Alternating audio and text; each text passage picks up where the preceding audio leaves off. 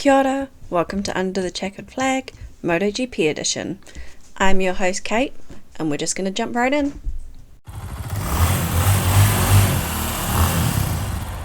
It's PozzA, Kelly and Kate here, and we've just been to Le Mans, and the French GP had some fascinating action. We'll start with Moto3 because there's quite a lot to get through, and we had an awesome front row with Australian Joel Kelso in third on the grid. Ahead of him were two rookies, Guido Pini and Maximo Quiles, with World Championship favourite Jose Antonio Rueda qualifying down in 7th place. Come Sunday, things were looking promising for us Australian fans as we saw Joel Kelso be in complete control of the race for 19 laps and about 12 corners. It's coming up to the final, corners of the race, and David Munoz, it's always David Munoz. He pulled an aggressive move that took both riders off the track, and through went Rueda to take the top spot. Munoz crossed the line in second, but did get demoted a position to promote Kelso up into that second spot, with Munoz settling for third. I have to say, I don't blame him for this move. Was it aggressive? Yes. Did I want Kelso to win? Yes. And do I hope that David has a very unsatisfying drink of water that never really quenches his thirst during his next workout? Also, yes, because it was harsh. Like, that move was harsh, but he was also going for his very first race win. So was Joel. In the end, Rueda was in the right place at the right time. Before you guys give me your thoughts on the race, what are your thoughts on that final move? Yeah, I agree with pretty much everything you said, and that was going to be almost exactly what I said. It was two riders going for their first win, and as far as David Munoz moves go, that was honestly pretty tame, but I still think the penalty he got was completely fair. He did make a move, made contact, they both went off the track, but I don't think it was one of the ones where the move wasn't entirely on, seeing as he'd done the exact same thing to Rueda, I think twice in the race, which probably would have been why he thought, okay, I can get this. But yeah, it was a bit of a hard move, and very unfortunate for Kelso. But looking back at it, it wasn't as bad as some of the things he's pulled in the past, and I think he got the penalty that he deserved. I think Kate had a bit of an overdramatic moment, although both of you are, of course, Australian and New Zealand, and you're going to have a bit of a bias towards Joel Kelso. I don't think David Munoz's move was that bad to never be able to quench his thirst. Like Foz said, compared to some of the terrorisms he's pulled, it wasn't a bad move. He had a good idea. He had a line. He said, let's bloody go for it. He wanted a race win. Joel Kelso would have done the same thing if he was in his situation. And I don't quite see why. I really don't see why. Well, of course he'd be penalised. I understand why he's been penalised. I just don't see why people are being so dramatic about it. It was a good move. He tried his best. In the end, Rueda won, which is good for me and my predictions. To be fair, he can quench his thirst just after his next workout, because a little bit of suffering for disappointing. Do you guys have any other thoughts on this race? Yeah, it was a good race for the rookies. Again, obviously, two of them qualified on the front row. Unfortunately, Guido Pini crashed out of what was looking like a solid chance of a podium, but he's a rookie. They make mistakes. That's just how the sport works. Alvaro Carpe was top rookie yet again in fourth, with Max Quiles dropping to seventh, but he did come back a little bit. I think he dropped down to like 11th or 10th at some point. Valentin Peroni was in 10th, scoring some good points. And the only other rookie in the points was Cormac Buchanan, with Eddie O'Shea crashing out pretty early on, unfortunately. Looking then to Moto2, I consider this was an alright race. I'm quite happy that we didn't see the level of Gonzalez domination that we've seen at parts of this year. He definitely did still dominate the race, but the gap to second place was only 1.8 seconds, and things were quite close throughout it, which is quite good. He wasn't 5 seconds up the road like we definitely have seen him. We did see 2 Fantic bikes on the podium. Now, Aaron Canet wasn't in his usual second place, but in third place. And the rider that really stuck out to me this weekend was the one in second place, Barry Bautis. We don't want to curse the kid, but he's having a good, solid run of results at the moment. And it's exciting. And I do have to wonder, if Manu does start to make some mistakes, which he does show no signs of doing, do we need to be looking at Barry Bautis being in the championship fight? Something, I guess, none of us would have seen coming. Those are just my thoughts on Moto2, but what about you two? It was a decent race. I wouldn't say it was as entertaining as Moto3, as close as Moto3 or MotoGP. MotoGP is a whole different situation. Definitely wasn't the best race of the weekend. And no, it's not because Fire didn't finish the first lap. That was a different situation, and I don't want to chat about it because it's depressing. In terms of Barry Valtis, I'm not too sure if he's close enough to be a championship contender yet. Like, he's kind of had spots of what we say, spots of brilliance. He's had spots of brilliance before, and then it kind of just fell off. And I want to have hope that this is not the case, but then again, given the past statistics, it isn't looking too likely.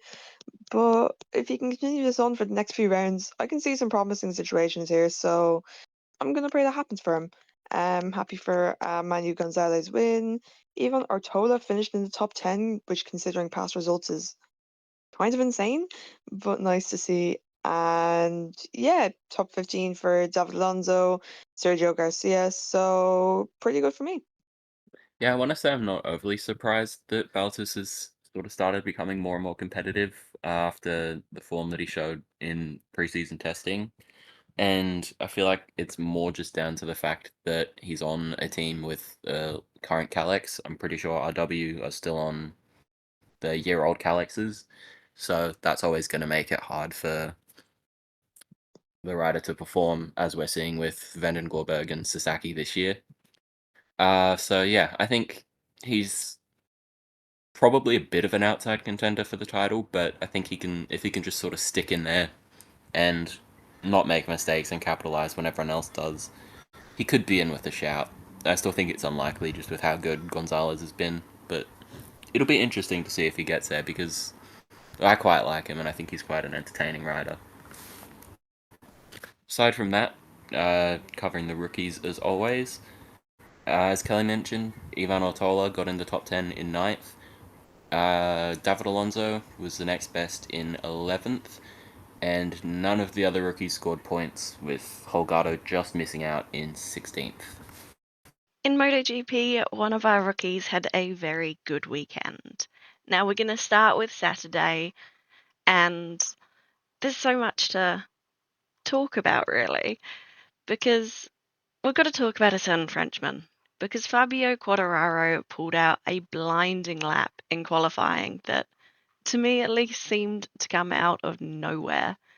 He puts it on pole, and it was just a really good feeling, and it must feel incredible to start your home race from the front.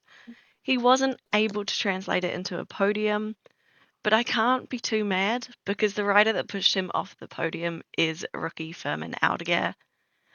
At the front, in front of him, is Alex Marquez in his stock standard second place, and taking the top spot was Marc Marquez.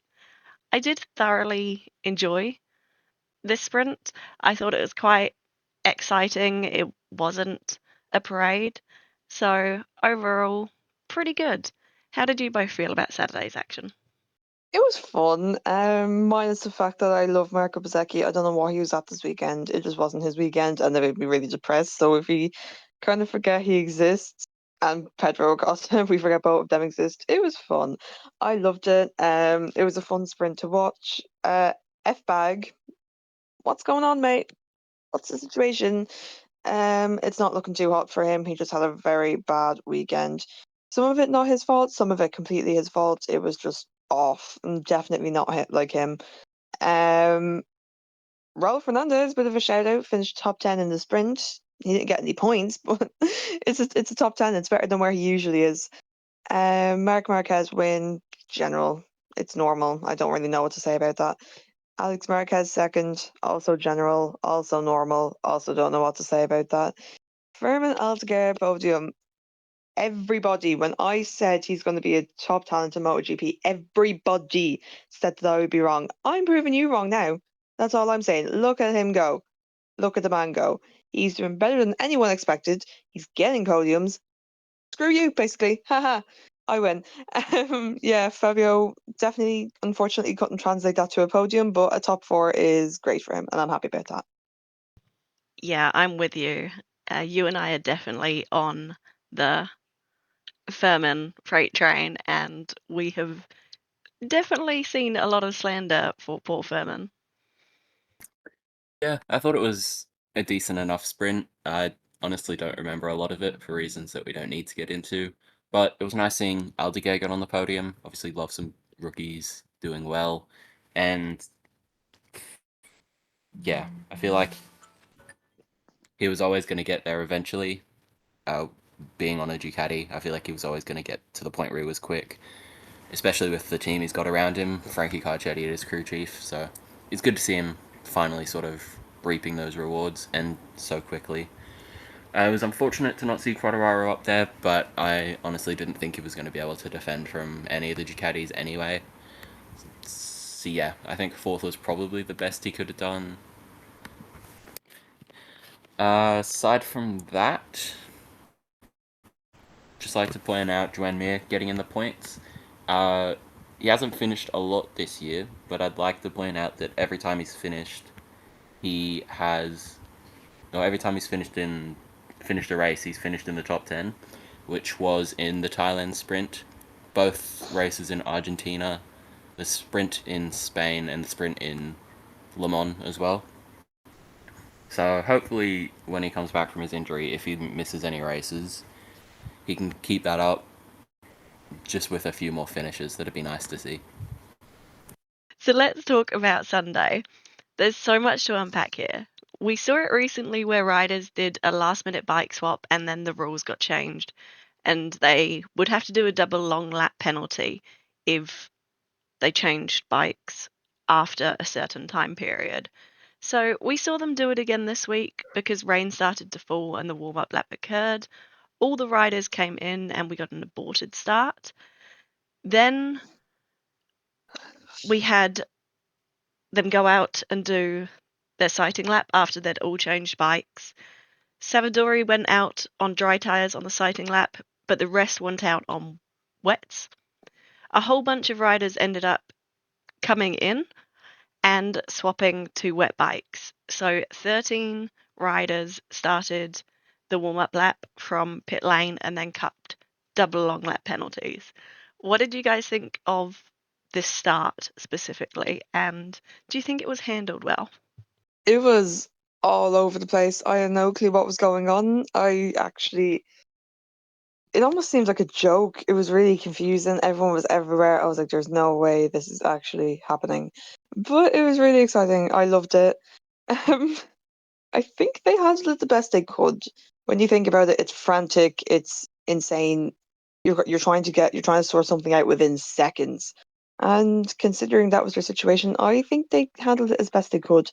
Um, the whole penalty situation was probably their best decision, but it was so funny to look at the left side of the timing screen. All you saw was warning, warning, warning, warning, warning, penalty, penalty. It was so funny. But yeah, the start was totally insane. Yeah, I feel like how the first start played out, in my opinion, should have been how it went in Coda, with the riders coming in at the end of the warm-up lap, not running off just before. And yeah, I just feel like that's what should have happened back then. But it happened this time. It was a bit more dramatic because of them coming in on the second start as well. But set us up for an exciting race, so it's something. So let's look at the race. As before, we said that we saw Anaya crash and took out Pecco Bagnaia and Joan Mir. Pecco and Anaya were both able to rejoin, and we saw Pecco swap his bike at the stage. Quartararo starts speeding off into the distance, and people start completing their penalties. Everyone and their uncle lapped Pecco Bagnaia at one point, and that I found quite funny because it was just really bizarre. You don't really see riders getting lapped, especially not in MotoGP. Quartararo and Brad Binder then both crash out in separate incidents at the same track, and I do want to come back to that Quartararo crash after we discuss what we thought of the race. But the riders start to come into the pit lane for bike swaps at some point. Furman ends up leading the race for a while. Anaya and Brad Binder both had second crashes. Pecco went in for a second bike swap. It was just utter madness. But at some point, and I think it caught me off guard, I didn't realise what was happening, but at some point, Johann Zarco takes the lead of the race because he didn't come in and swap his bike at any time. And you can hear the moment the crowd realise it as well in the broadcast because you can just hear them over comms. It was really sensational. And I have to say, if anyone out there predicted Johann Zarco or a Honda winning this race, they need to buy themselves like a lottery ticket or something, or at least start betting because my gosh, I did not see that coming. So Zarco won, and he was ahead of Furman Aldeguer, who was third, and Alex Marquez was not in second place. It was his brother because Alex Marquez did crash out of the race. Overall, there was just so much going on, and even though Zarco won by, I believe it's about 20 seconds, it was definitely a thrilling race. For me, I loved it after a while, after I got over that chaos at the start. What did you guys think about this race? Yeah, honestly, could be a personal favorite. I don't say it much, but I do like Zarco. He's a really sweet guy. And I'm really happy that he won first French rider to win since the 1950s, I think. Um, I won't lie to you and say that I didn't want that rider to be Quartararo, but sometimes you just can't get everything you want. So yeah, really happy for Joan. I think he deserved it a lot. So good for him. Yep, F bag again. Really, really bad race weekend. Crashed out in the sprint, crashed out again in the race and rejoined, but was just miles off everyone else. So there wasn't really a point. Marco Bezzecchi didn't crash, but he was still slow, but he finished 14th, so he still earned a point. 2 points actually. Sorry, 2 points. 2 points. Two fraudulent points. John Mir didn't finish the first lap, which is pretty depressing. It's kind of just become a really consistent thing for him, and it's not fun to watch at all. Miguel Oliveira on his return after having a pretty good run in the points crashed out, which is annoying, but he's just back on the bike, so I won't blame him for that at all. Brad Binder, really, really bad weekend.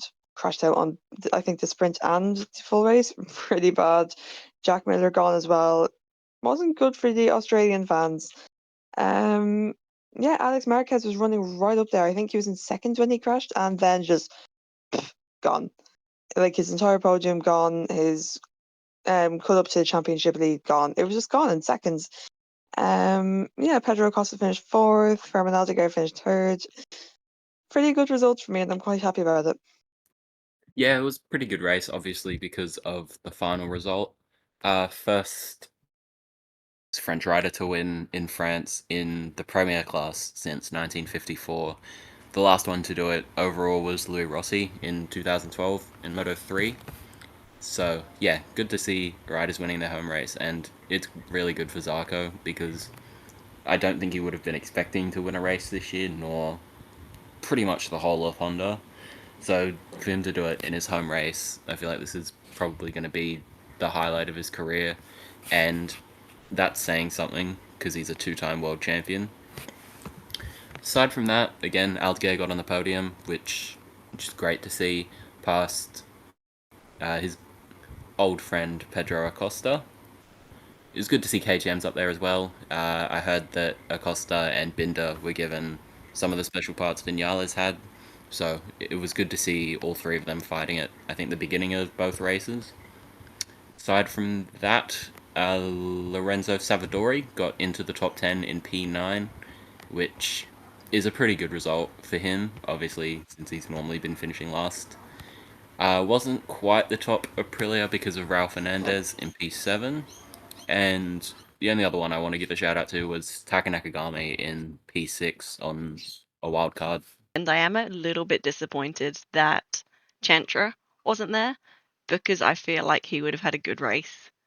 Because, mixed conditions, he would have made the same goal as Zarco with the bikes, I think. So it would have been a good chance for him to get some points.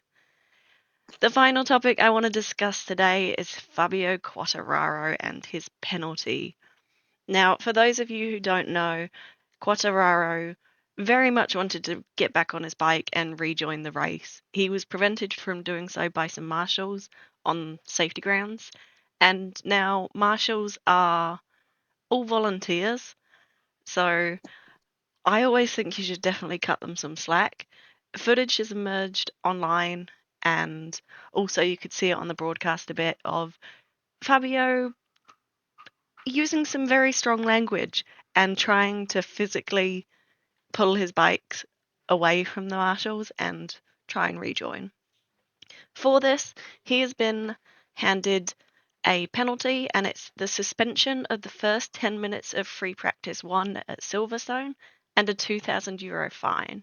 The wording for this is that he behaved in an irresponsible manner. I think this is a fair penalty, and really, he got off lightly, in my opinion. But what do you two think? A fair penalty under pretty unfortunate circumstances. I do feel like sometimes people forget that these are riders under pretty extreme conditions, and sometimes they're going to put a foot wrong. He was upset. It was his home Grand Prix. He crashed out of it. He was obviously going to be pretty not happy. Not to say that that excuses the way he acted. I'm just saying some people tend to forget that and try use it as a leverage for other hateful comments, which I think is completely wrong. But yeah, I think it's a deserved penalty. That's just how it is. Yeah, I feel like the penalty, if you're going to penalize someone for that, I feel like it should be, as the name suggests, penalizing. It's not a massive hindrance what they've given him. He misses the first 10 minutes of FP1 in Silverstone, and I think it was like a €2,000 fine, which isn't a lot. But yeah, as Kelly said, emotions are running high, adrenaline's pumping through you. It's not like he would have meant to blow up at them. It's those things kind of happen. But yeah, I think he was right that he got penalized for it, because at the end of the day, the marshals are the ones that are like putting themselves in the firing line of bikes to like recover and help out the riders. And the corner that Quartararo crashed at is one that is normally like a pretty big crashing hotspot in the wet. So I think it was fair enough.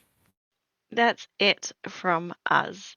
Let us know what you thought about any of this weekend's action, from the madness in MotoGP to the penalty.